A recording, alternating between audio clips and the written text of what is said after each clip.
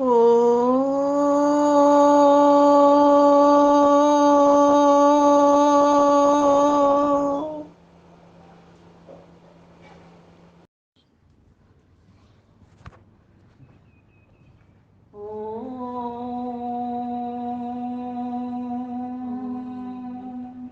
अग्निमृडमहानस्य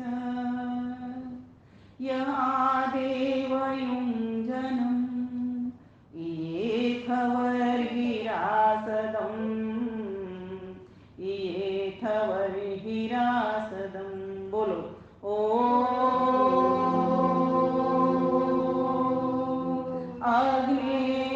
अग्निमृडमहान्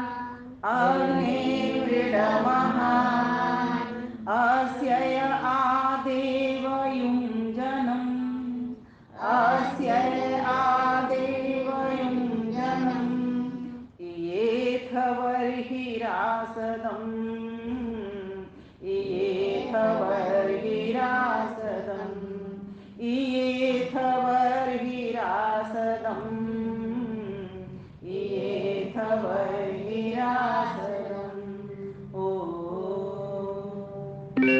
प्रस्तुत मंत्र सामवेद के पूर्वार्चिक का है। इसका प्रकरण है 1133।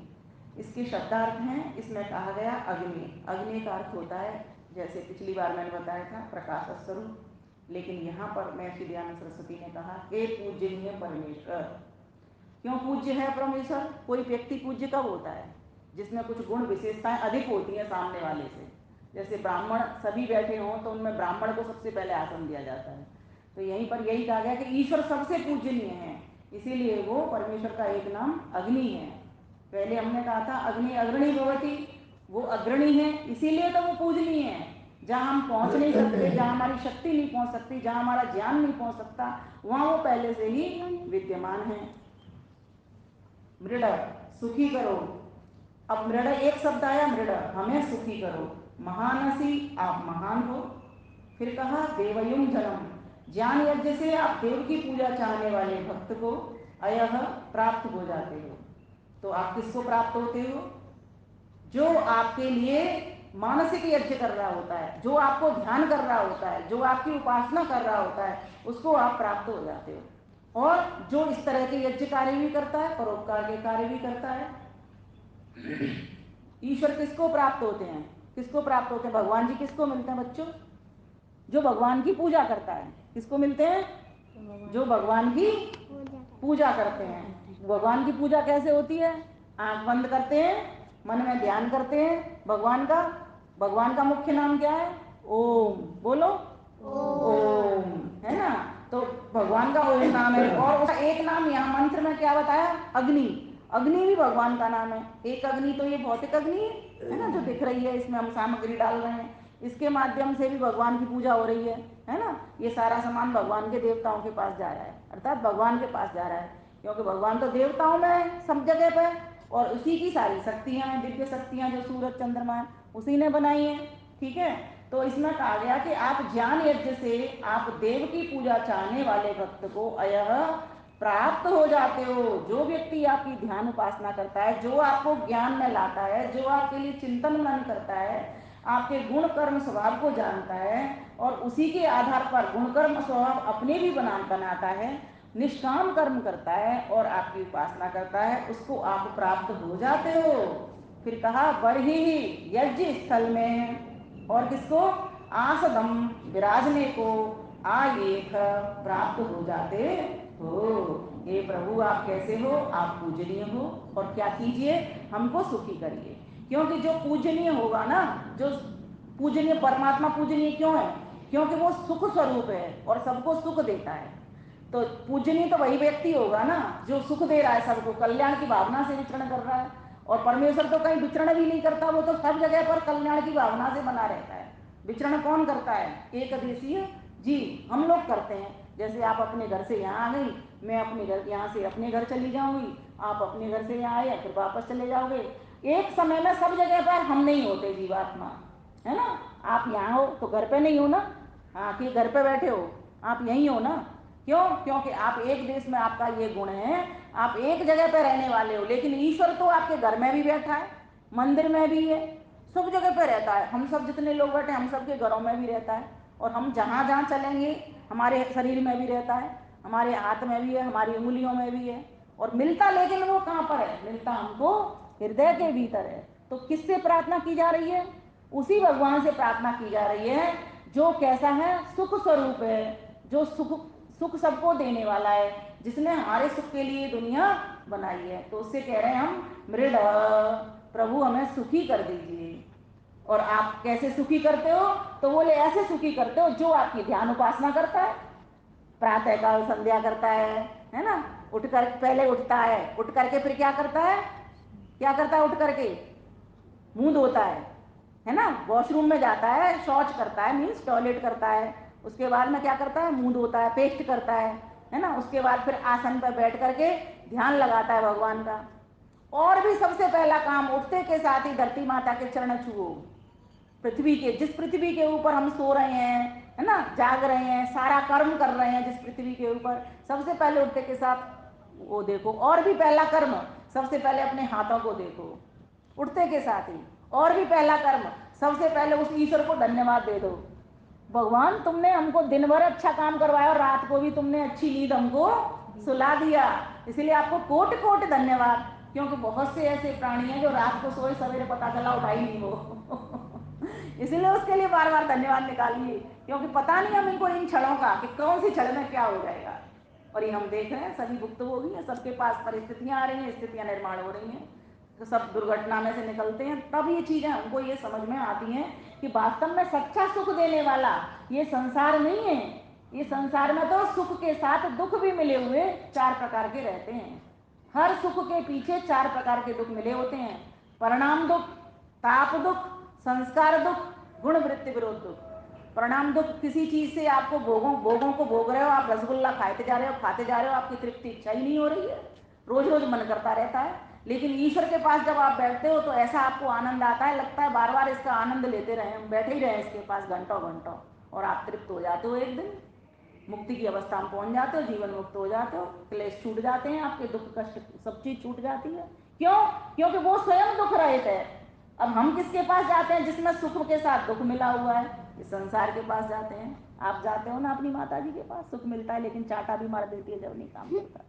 ईश्वर भी मारता है, ऐसा नहीं है, वो भी हमको हमारे कर्मों का फल देता है। अगर हम गलत काम करते हैं, चोरी करते हैं, झूठ बोलते हैं, उसकी आज्ञा को नहीं मानते हैं, है ना, भगवान जी भी हमको दंडित करते रहते हैं, है ना। और अगर हम अच्छा काम करते हैं तो आप जैसे घर में आए हो ना, अच्छे माता पिता आपको मिले हैं, है ना, कितने अच्छे माता पिता आपको मिले हैं, आपको भी कितनी अच्छी माता जी मिली हैं, आपको साथ लेके आपके विद्यालय जाने से पहले आपको लेकर के यहाँ आ जाती हैं, है ना।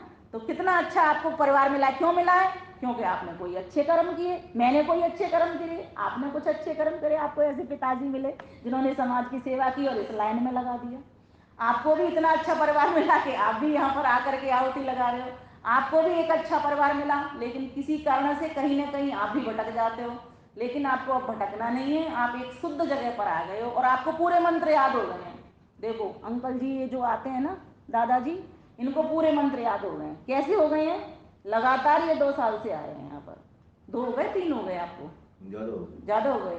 हाँ, लगातार आ रहे हैं। और जब आए थे तभी 2 महीने में इन्होंने मंत्र पकड़ लिए थे पूरी याद। और तुमको भी, तुम तो इन छोटे छोटे बच्चे थे तब आते थे, गोद में मेरी बैठ करके हवन किया करते थे। आज तो तुम कितने साल के हो गए?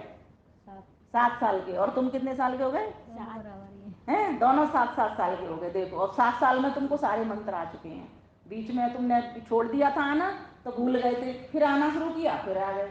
तो कहा भगवान जी उन्हीं को सुख देते हैं जो भगवान जी का ध्यान करते हैं, है ना, जो भगवान जी का काम करते हैं, जो भगवान जी का गुणगान करते हैं, जो भगवान जी को अपने सामने देख रहे होते हैं कि वही एक पूज्य है। ये सारा संसार तो ये सुख दुख चलता ही रहेगा, इसमें तो जन्म मरण होता ही रहेगा। लेकिन उसके पास जब पहुंच जाते हैं ना, भगवान के पास, पता है कितना सुख देता है वो? बोलो मेरे साथ, 31 मील 10 खरब 40 अरब लगभग, इतना सुख देता है। बताओ, तुम्हें टिकट मिल जाए घूमने की 1 महीने की, कौन कौन जाएगा? चलो बताओ, टिकट घूमने में 1 महीने आप जाओगे ना? सबसे पहले आपका हाथ उठाएगा, मम्मा मैं घूमने जाऊंगा, चाहे भले ही स्कूल छूट जाए, चाहे भले ही सारी दुनिया छूट जाए। 1.5 महीने की तो चले जाएंगे, हैं 1.5 महीने के लिए छुट्टी के मन करेगा ना, देखो सबके हाथ ऊपर उठ गए, सबका मन करेगा घूमने का। ऐसे ही परमात्मा भी टिकट भेज रहा है हमारे पास, कह रहा है ये जो तुमको गाड़ी दी है ना, किसी की टिकट है ये इस टिकट को लेकर के और कहाँ पहुंच जाओ, मेरे पास आ जाओ। अच्छा एक बताओ, भगवान क्या ऊपर रहता है? भगवान कहाँ रहता है? सब जगह। बोलो सर्वत्र, एक शब्द याद करो, सर्वत्र। बोलो ईश्वर सर्वत्र सर्वदेशीय सर्वव्यापक सर्वांतर्यामी है। वह हमारे पहुंचने से पहले पहुंचा हुआ है। उसका स्वरूप निराकार है। उसकी भक्ति निर्गुण और सगुण उपासना के द्वारा की जाती है। ऐसे ईश्वर को जो कि सर्व पूज्य है, हम सभी बालक बालिकाएं उनका ध्यान करना प्रारंभ करें, उनकी आज्ञा मानना प्रारंभ करें। अब भगवान की आज्ञा क्या है? उठ करके ब्रह्म यज्ञ करो, मुझको ध्यान, मेरा ध्यान करो। दूसरी आज्ञा क्या है? उसके बाद में ना करके हवन करो। ठीक है, दूसरी आज्ञा ध्यान देना कल पूछूंगी आपसे। पहली आज्ञा क्या? उठ करके मेरा ध्यान करो। दूसरी आज्ञा आप नहा धो करके हवन करो, मंदिर जाओ या घर में करो। ठीक, दोनों बात। तीसरी आज्ञा क्या? बताओ, कौन बताएगा तीसरी आज्ञा क्या? आप बोलिए, तीसरी आज्ञा क्या? तीसरी आज्ञा क्या भगवान की? पहले तो ब्रह्म यज्ञ करो, फिर देव यज्ञ करो, फिर तीसरी आज्ञा क्या? कौन सा यज्ञ करो? अतिथि यज्ञ करो। फिर चौथी आज्ञा क्या? पितृ यज्ञ करो, माता पिता की सेवा करो, माता पिता की बात मानो, माता पिता के चरण भी स्पर्श करो और आचरण भी स्पर्श करो, उनके संस्कारों को लो, उनके आदर्शों को लो। है ना? माँ की बात माननी चाहिए कि नहीं माननी चाहिए? पिताजी की बात माननी चाहिए कि नहीं माननी चाहिए? दोनों की बात माननी चाहिए, है ना? और जितने भी गुरुजन है जिनसे आप सीख रहे हो विद्यालय में, कभी भी विद्यालय में टीचर को चिढ़ाना नहीं चाहिए। कभी भी विद्यालय में जो आपके शिक्षक हैं उनको चिढ़ाना नहीं चाहिए। जब हम छोटे छोटे से थे ना शास्त्री जी, तो हमारी क्लास में गांव से बहुत बच्चे आया करते थे, तो वो ऐसी छेंक निकाल लिया करते थे, कोई किसी को कुछ कह देता, कोई किसी को कुछ कह देता था। हम ये सोचते थे, बताओ कैसी बुरी बात बोल रहे हैं इनको, ये तो शिक्षक हैं, इनसे हम शिक्षा ले रहे हैं। हम जाके पिताजी को कहते थे, तो कह रहे कि एक दिन ना शिक्षक को बता देना इस बात को कि आपके पीछे ऐसे बोलते हैं, जिससे वो इनको समझा दें, क्योंकि हमारी तो वो माने ही नहीं वो बच्चे। तो बोले शिक्षक को बता दे कि ये आपके पीछे से ऐसे बोलते हैं। तो शिक्षक ने उनकी क्लास ले ली बच्चों की कि तुमने पीछे से क्या बोलते रहते हो। वैसे वो पीछे पे विश्वास करते नहीं थे, लेकिन उनका तुम हमें सुनने में आ रहा है, एक नहीं 2 जने से 3 जने से इस तरह से उन्होंने बात रखी, सुनने में आ रहा है तुम ऐसा उल्टा सीधा हमारा नाम रख देते हो, ये अच्छी बात है क्या? तुम्हें विद्या आ जाएगी क्या? तो सब कान पकड़ करके खड़े हो गए sorry sir, sorry sir, sorry sir. लेकिन मानते कहाँ बच्चे वो, उनको तो अभ्यास उसी चीज का था, फिर दूसरे दिन उसी काम को करते थे। लेकिन फिर भी देखो हमें आदर करना चाहिए। किन किन का आदर? देखो 3 गुरु हमारे होते हैं, कौन कौन? सबसे पहला गुरु ईश्वर, बोलो सबसे पहला गुरु ईश्वर। और दूसरा गुरु माता, माता। जिसने जन्म दिया तुमको, जिसने 5 साल तक शिक्षा दी। ठीक है, दूसरा गुरु बोलो कौन? बोलो जल्दी बोलो। माता पिता, एक साथ बोल दो। ठीक है, और तीसरा गुरु कौन होता है? जो पढ़ा रहा होता है, शिक्षक। शिक्षक। वेरी गुड, बहुत बढ़िया। तो मातृमान पितृमान आचार्यवान पुरुषो वेद, ये हमको शतपथ ब्राह्मण ने, जो यजुर्वेद से निकला ब्राह्मण ग्रंथ है, उसने बताया उपवेद में कि कौन कौन 3 गुरु होते हैं। माता गुरु होती है, पिता गुरु होते हैं और आचार्य गुरु होते हैं। और हमने अभी माता पिता को एक साथ ले लिया, तो हमने ईश्वर को गुरु माना पहला ही पहला, क्योंकि ईश्वर से ही उनको ज्ञान मिलता है ना। हम सभी को किससे ज्ञान मिल रहा है? भगवान जी से मिल रहा है। हम सभी का निर्माता कौन है? भगवान जी हम सबके बनाने वाले हैं। तो वही जो बनाएगा वही तो सुख पहुंचाएगा। तुम्हारी माता ने तुमको जन्म दिया, तो सुख ये दे रही है कि मैं दे रही हूँ? सब सर्वाधिक सुख तो आपको यही देंगी ना। मैं तो कम सुख दूंगी जितनी देर आप मंदिर आओगे, है ना। इसी प्रकार से ईश्वर है वो पहली माता। जब पहली माता, तो सबसे ज्यादा सुख कौन देता है? ईश्वर देता है। और दूसरा सुख कौन देता है? बाकी के सभी संसार के जन, जो बड़े जन हैं, जो माता पिता हैं, जो आचार्य हैं आपके, है ना, या रिश्तेदार हैं आपके घर में, या बड़े भाई हैं, बड़ी बहनें हैं, वे सब सुख को आपको थोड़ा थोड़ा देती हैं, लेकिन सबसे ज्यादा सुख वही देता है। तो ऐसे सुख स्वरूप प्रभु से प्रार्थना की जा रही है यहाँ पर कि हे सुख स्वरूप प्रभु, हे पूजनीय प्रभु, हे सबको आगे ले जाने वाले प्रभु, हमको भी सुखी कर दीजिए। और हम सुखी कैसे होंगे? आपकी आज्ञा को मानने से, आपका ध्यान करने से, आपकी उपासना करने से, है ना, आपके अनुकूल चलने से। और यही आपको नमस्ते भी होगी। हम आपको अनुकूल बनाएं और आप हमारे अनुकूल हो जाएं। हम इस तरीके का प्रयास करें तो अनुकूल होने का, नमस्ते करने का। ईश्वर को नमस्ते ऐसे तो हो नहीं सकती, ऐसे होगी क्या? नहीं होगी। ऐसे तो हम दिखाई देने वाले लोगों को होगी, है ना, लेकिन ईश्वर को कैसे होगी? अंतर मन से होगी। उसकी बात मानने से उसको नमस्ते हो जाएगी। तो इस प्रकार से पूजनीय परमेश्वर प्यारे जानवान के पिता हमारे, बोलो, पूजनीय परमेश्वर प्यारे जानवान के पिता हमारे, देकर निज भक्तों को दान, देकर निज भक्तों को विद्या, सुख भरते करवारी न्यारे, पूजनीय परमेश्वर प्यारे जानवान के पिता हमारे। आए हैं हम शरण आपकी, विमल शरण में हमें लगाओ, श्रद्धा भक्ति प्रेम नम्रता, देवेदों पर हमें चलाओ, देवेदों पर हमें चलाओ। अब विनय कर लेते हैं। हे पूजनीय परमात्मा, आप अग्नि स्वरूप हैं, ज्ञान स्वरूप हैं और सुख स्वरूप हैं, अर्थात आप सुख के सागर हैं, सुख के भंडार हैं। कृपा करके हमको सुखी कर दीजिए। आप महान हैं, ज्ञान की दृष्टि से, बल की दृष्टि से, सब प्रकार की ऐश्वर्य की दृष्टि से आपसे बड़ा कोई भी महान नहीं है। आपके महान गुणों को हमें भी धारण करा दीजिए। हे प्रभु, जो व्यक्ति ज्ञान यज्ञ के माध्यम से आपकी पूजा करता है, आपकी आज्ञा का पालन करता है, उस भक्त को आप प्राप्त हो जाते हैं।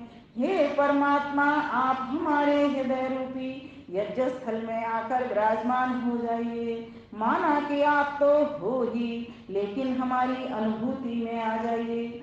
जो भी व्यक्ति इस प्रकार आपकी भक्ति करता है उसको भगवान जी आप सुखी कर देते हैं। इसके विपरीत जो व्यक्ति आप में विश्वास श्रद्धा नहीं रखता वो तो नास्तिक होता है। ऐसे नास्तिक व्यक्ति को आप परमात्मा कभी भी नहीं मिल सकते। नास्तिक व्यक्ति बाहर से सुखी दिख सकता है किंतु अंदर से भयभीत दुखी रहता है। अतः हम आज से ही आप ईश्वर की भक्ति उपासना करने में, यज्ञ हवन स्वाध्याय सत्संग करने में संलग्न हो जाएं, जिससे हमारा जीवन सुखमय हो, हमारा कल्याण हो तथा औरों का भी हम कल्याण कर सकें। प्रातः काल की पावन मधुर वेला में हे पिताजी, आपके सब अमृत पुत्र पुत्रियां आपसे यही प्रार्थना करते हैं, यही उपासना करते हैं, इस आशा के साथ कि आपका मंगलमय हाथ, आपका वरदमय हाथ सदैव हम सबके सिरों पर बना रहे। ओम शांति शांति शांति। सर्वेभ्यो